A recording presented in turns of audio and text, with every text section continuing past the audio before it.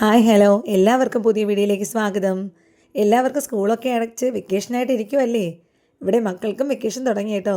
അങ്ങനെ അവരെ ഒന്ന് ഹാപ്പി ആക്കാനായിട്ട് ഞങ്ങൾ കാവേരി പാർക്കിലേക്ക് പോയി. പരവൂർ പുത്തൻകുളത്താണ് ആനത്താവളം അഥവാ കാവേരി പാർക്ക് സ്ഥിതി ചെയ്യുന്നത്. കുട്ടികൾക്ക് കളിക്കാനും ഫോട്ടോസ് എടുക്കാനും പറ്റിയ നല്ല വൈബുള്ളൊരു സ്ഥലമാണ്. നമ്മൾ കയറി ചെന്നപ്പോൾ തന്നെ അവിടെ ഒരു ആനയെ നിർത്തിയിട്ടുണ്ടായിരുന്നു സൈഡിലായിട്ട്. ജസ്റ്റ് ഒന്ന് പോയി നോക്കിയിട്ട് പിന്നെ ഈ ചെറിയ പാർക്ക് പോലെ ഉള്ളതിലോട്ട് നമ്മൾ കയറിയായിരുന്നു. നല്ല സീനറി ഉണ്ട് കേട്ടോ. നല്ല സീനറി എന്ന് പറഞ്ഞാൽ നല്ല രസമുണ്ട്. കുട്ടികൾക്കൊക്കെ നന്നായിട്ട് ഇഷ്ടപ്പെടുന്ന ഒരു സ്ഥലം തന്നെ. വിളക്കിൽ നിന്ന് വെള്ളച്ചാട്ടം, അടുത്തൊരു അരയന്നം ഉണ്ടായിരുന്നു. പിന്നെ മുക്കുവാൻ നിന്ന് മീൻ പിടിക്കുന്നുണ്ടായിരുന്നു.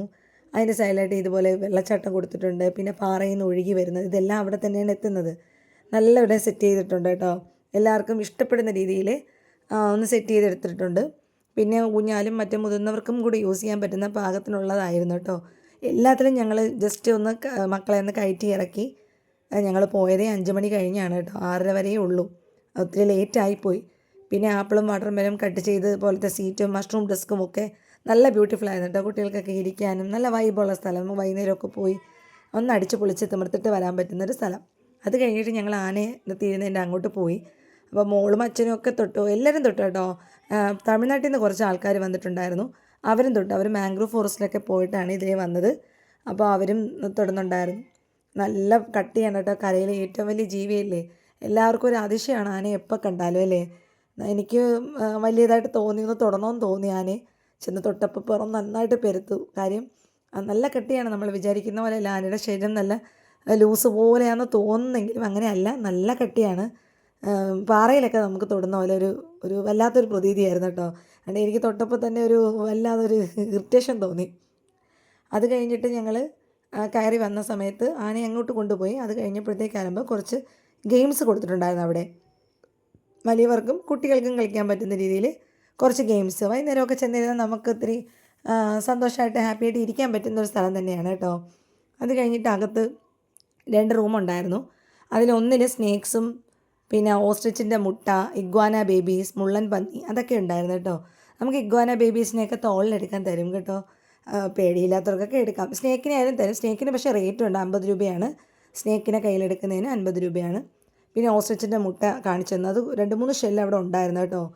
അവിടെ ഓസ്ട്രിച്ച് ഉണ്ട്. അപ്പോൾ എത്രയോ രൂപയാണെന്നും പറഞ്ഞു, ഞാൻ ഓർക്കുന്നില്ല. അപ്പോൾ എല്ലാവരും ഒന്ന് കയ്യിലെടുത്ത് നോക്കി. നല്ല വെയിറ്റ് ഉണ്ട് കേട്ടോ ഓസ്ട്രിച്ചിൻ്റെ മുട്ട. ഇഗ്വാന ബേബീസ് 2 നമുക്ക് കയ്യിലെടുക്കാൻ തരും. അവർ അള്ളിപ്പിടിച്ച് മോളെ പുറത്ത് കയറ്റിയപ്പോഴത്തേക്ക് അങ്ങ് അള്ളിപ്പിടിച്ച് തോളിലോട്ട് കയറിയപ്പോൾ അവൾ പേടിച്ചു പോയി. അത് കഴിഞ്ഞൊരു മുള്ളം പന്നി അതിനകത്തുണ്ടായിരുന്നു. അതിനെ അങ്ങനെ വെളിയിലിറക്കാറില്ല. പിന്നെ പാമ്പിനെ ജസ്റ്റ് മൂക്ക് തൊടാനായിട്ട് ആ ചേച്ചി ഒന്ന് എടുത്ത് തന്നായിരുന്നു കേട്ടോ. അല്ലാതെ നമ്മൾ കയ്യിൽ എടുക്കുവാണെങ്കിൽ 50 രൂപ കൊടുക്കണം. ഇത് അവൾക്ക് കൊതി തോന്നി ചോദിച്ചപ്പോഴത്തേക്ക് നമുക്ക് ഇങ്ങനെയുള്ള ഐറ്റംസൊക്കെ ഇഷ്ടമാണ്. ഒന്ന് അനങ്ങിയപ്പോൾ ജസ്റ്റ് നന്നായിട്ടൊന്ന് പേടിച്ചു ആൾ. പാമ്പാണെങ്കിലും ഇവളൊക്കെ അറിയത്തില്ലല്ലോ ഇതെന്താ സംഭവം എന്നൊന്നും. ഇത് അനങ്ങിയപ്പോൾ ഒന്ന് പേടിച്ചു. അപ്പോൾ പിന്നെ അടുത്ത് പോകാനൊരു പേടിയായിരുന്നു കേട്ടോ. അത് അനങ്ങി വായിന്ന് നാക്കൊക്കെ പുറത്തിട്ടപ്പോഴത്തേക്ക് ഒരു പേടിയായിരുന്നു. അത് കഴിഞ്ഞിട്ട് അതിൻ്റെ അടുത്ത് തന്നെ ഒരു കോഫി ഷോപ്പുണ്ട്. കോഫി ഷോപ്പിൽ നമ്മൾ കയറിയില്ല, സമയം ഒട്ടുമില്ല. അതുകൊണ്ട് നമ്മൾ നേരെ അങ്ങോട്ടേക്ക് പോയി, വലതുവശത്തേക്കുള്ള വഴി കൂടെ പോയി. അവിടെ ധാരാളം പക്ഷികളും മൃഗങ്ങളും എല്ലാം ഉണ്ട്. പിന്നെ ഒരു അടുത്തൊരു വലിയ പാർക്കുണ്ട്. അപ്പോൾ എല്ലാം കണ്ട് നമുക്ക് ഇറങ്ങാൻ സമയമായി വരുന്നുണ്ടായിരുന്നു. അതുകൊണ്ട് ഞങ്ങൾ വേഗം അങ്ങോട്ടേക്കാണ് പോയത്. അവിടെ 3 ആനകളും ഒരു ഒട്ടകവും ഉണ്ടായിരുന്നു കേട്ടോ. 3 ആനകൾ എന്ന് പറയുമ്പോൾ വലുതാണേ. ഈ പാർക്കിൻ്റെ കുട്ടികൾ കളിക്കാൻ പറ്റുന്ന പാർക്കിൻ്റെ ബാക്കിലായിട്ടാണ് ഈ 3 ആനകളുള്ളത്. അപ്പോൾ വലിയ പാർക്കാണ് കേട്ടോ. നമുക്കവിടെ റെസ്റ്റ് ചെയ്യാം. കുട്ടികൾ കളിക്കുന്ന സമയത്ത് പാരൻസിന് റെസ്റ്റ് ചെയ്യാനുള്ള സ്ഥലങ്ങളുണ്ട്.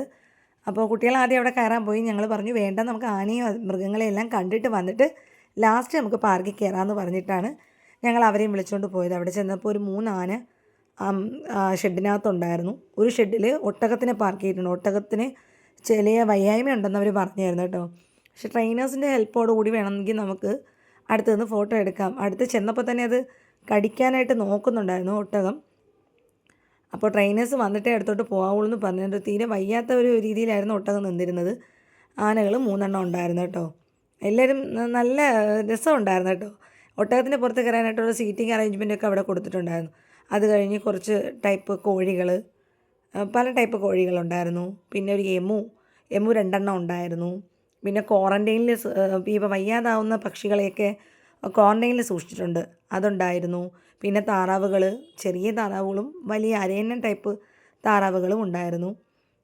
പിന്നെ കുറച്ച് പെസൻസ് പോലത്തെ, പിന്നെ നമ്മുടെ കളർഫുൾ എലികൾ, പിന്നെ പ്രാവുകൾ, പിന്നെ നമ്മുടെ ഒട്ടകപ്പക്ഷിയും ഉണ്ടായിരുന്നു കേട്ടോ. ഒട്ടകപ്പക്ഷി മെയിലും ഫീമെയിലും ഉണ്ട്.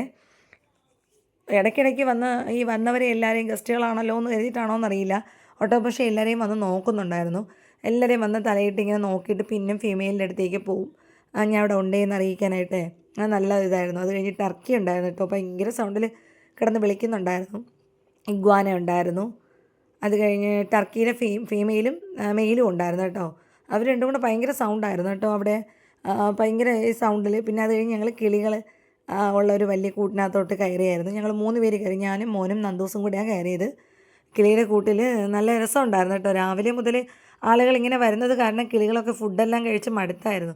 എങ്കിലും ഞങ്ങൾ കൊണ്ടുവച്ചപ്പം അവർ വന്നിങ്ങനെ കുറച്ചൊക്കെ ഒന്ന് കുത്തിയെന്നുള്ളേ ഉള്ളൂ. പിന്നെ അവർക്ക് മടിയായി. പിന്നെ പുറത്തൊക്കെ കയറി ഇറങ്ങി ഒരു ഇറിറ്റേഷൻ തോന്നും. അവരുടെ കാലൊക്കെ നമ്മൾ പുറത്ത് തൊടുമ്പോഴേ മോന് ഭയങ്കര ഇതായിരുന്നു. അവൻ പിന്നെ ഫുഡ് മാത്രം എടുത്ത് പിടിച്ചുകൊണ്ടുവന്ന് പാത്രത്തിനകത്ത് കിളികൾ വന്നിരിക്കട്ടെ എന്നുള്ളതുകൊണ്ട്. നന്ദൂസിന് പക്ഷേ ഇഷ്ടപ്പെട്ടായിരുന്നു കേട്ടോ. ഇവർ കുറച്ച് നേരം ഇരുന്നിട്ട് പിന്നെ അങ്ങ് പോയി, ഇവർക്ക് പറ്റുന്നില്ല. കാര്യം രാവിലെ തൊട്ടേ കഴിക്കുകയാണ്. ചേച്ചി പറഞ്ഞ് രാവിലെ തൊട്ടേ ഇങ്ങനെ ആളുകൾ വരുന്നുണ്ട്, അപ്പോൾ ഇവരെല്ലാം കഴിച്ച് ബാക്കി ഒരുപാട് കിളികളകത്തുണ്ട്. മടുത്തവരൊന്നും പിന്നെ വരുന്നു പോലുമില്ല. അത് കഴിഞ്ഞ് കുറച്ച് മരങ്ങളൊക്കെ നല്ല ഷേപ്പിലൊക്കെ അവിടെ ഉണ്ടായിരുന്നു. അതിൽ ഈ മക്കളൊക്കെ ഒന്ന് കയറി ഇറങ്ങി, ഒന്ന് ഓടി കയറി. മോനും നന്ദൂസും മോളും എല്ലാവരും കയറി കേട്ടോ. പിന്നെ ചെറിയ ചെറിയ പാർക്കിലോട്ട് ഇങ്ങനെ വന്നു, പാർക്കിലോട്ട് കയറി എല്ലാത്തിനും ഒന്ന് ഓടിച്ചാടി. അവർക്ക് എന്ത് ചെയ്യണമെന്ന് അറിയാൻ വയ്യ. ഇതെല്ലാം കൂടെ കണ്ടപ്പോഴത്തേക്ക് ഒന്നി കയറും, പിന്നെ അത് കഴിയുമ്പോൾ അത് ഇട്ടിട്ട് അടുത്തതിൽ പോവും. അങ്ങനെ ഓടി ഓടി എല്ലാത്തിനും ഓടി ഓടി നടക്കുമായിരുന്നു എല്ലാവരും. പിന്നെ ഞങ്ങൾ അവിടെയൊക്കെ ഞങ്ങളവിടെ നിന്നു. ഇവരെല്ലാം കളിക്കുന്ന സമയത്ത് ഞങ്ങളവിടെ നിൽക്കുമായിരുന്നു. അത് കഴിഞ്ഞ് കുറച്ച് ഫോട്ടോസൊക്കെ എടുത്തു. ഐ ലവ് ആനത്താവളം എന്ന് പറഞ്ഞ് അവിടെ എഴുതിയിട്ടുണ്ടായിരുന്നു കേട്ടോ. അതൊക്കെ ഞങ്ങൾ നിന്ന് ഫോട്ടോയൊക്കെ എടുത്തു. പിന്നെ ഇവർ കയറിയിട്ട് ഒന്നി കയറുമ്പോൾ മറ്റേതിൽ കയറണമെന്ന് തോന്നും, അത് കഴിയുമ്പോൾ പിന്നെയും കയറണമെന്ന് തോന്നും. അങ്ങനെ എല്ലാ ഇതിലും അവർ കയറുവാണ്. ഒരാൾ ഒന്നി കയറുമ്പോൾ മറ്റൊരാൾക്ക് വേറെ ഒന്നത്തിൽ കയറണമെന്ന് തോന്നും. അപ്പോൾ ഓരോന്നിനും ഓരോ പ്രായം അനുസരിച്ചാണല്ലോ ഓരോ ഇഷ്ടങ്ങൾ. അപ്പോൾ ഓരോരുത്തരും ഇറങ്ങുന്നു. അത് കഴിഞ്ഞ് ഞങ്ങൾ വേഗം തിരിച്ച് പോകാനായിട്ട് നോക്കി. കാര്യം അടയ്ക്കാറായി. അത് കഴിഞ്ഞ് വാനത്താവളം എന്നുള്ള സൈഡ് അവിടെ ചെന്നു. അത് കഴിഞ്ഞിട്ട് നടന്ന് വന്ന വഴിക്ക് ബാത്റൂം ഉണ്ടായിരുന്നു. ബാത്റൂമിൽ പോയി കുട്ടികളെയൊക്കെ ബാത്റൂമിൽ കൊണ്ടുപോയി. പോയിട്ട് തിരിച്ച് വരുന്ന വഴി അക്വേറിയം ഉണ്ടായിരുന്നു, അവിടെ കുറച്ച് ഫിഷ് ഉണ്ടായിരുന്നു. എല്ലാം നല്ല ഭംഗിയുള്ള ഫിഷസ് ആയിരുന്നു കേട്ടോ. കൊഞ്ചും ഉണ്ടായിരുന്നു കേട്ടോ. എനിക്കൊരു വെറൈറ്റി ആയിട്ട് തോന്നിയ കൊഞ്ചിനെയാണ് കേട്ടോ. എല്ലാം നല്ല ഇതായിരുന്നു. Okay, thank you.